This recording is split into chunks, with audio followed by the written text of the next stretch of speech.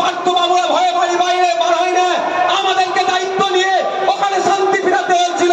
তাই এই লোকসভা নির্বাচনে না অর্জুন বাবুকে ভোট দেবো, না পার্থবাবুকে ভোট দেবো, আমরা দায়িত্ব নিয়ে আমাদের ভোট পাঠিয়ে দিয়ে আমাদের লোককে পার্লামেন্টে পাঠাবো।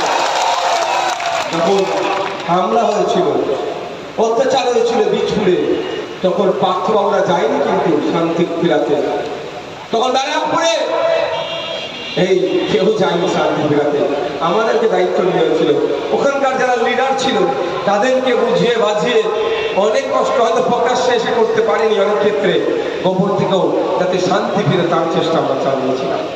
তাই এখান থেকে তো একটা বার্তা দিতে হবে। এই যে মানুষজন দেখেছে, এই ধরনের 8 সালের মানুষকে দেখে পার্থবাবুরও ভয় খেতে শুরু করে দিয়েছে।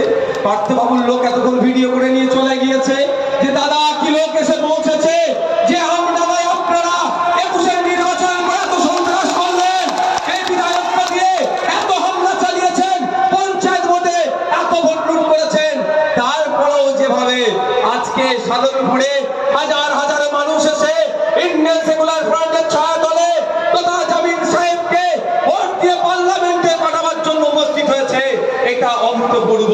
এই মানুষ দেখে বোঝা যাচ্ছে আগামী দিনে পার্লামেন্টে এই আমডাঙ্গা শুধু নয়, এই নৈহাটি থেকে শুরু করে ব্যারাকপুর থেকে শুরু করে জগদ্দল থেকে কাকিনাড়া থেকে শুরু করে শ্যামনগর থেকে শুরু করে সমস্ত ধর্মের বর্ণের জাতের মানুষেরা খাম চিহ্নকে খুঁজছে, খাম চিহ্নকে ভোট দিয়ে পার্লামেন্টে পাঠাবে, তাদের কণ্ঠ হয়।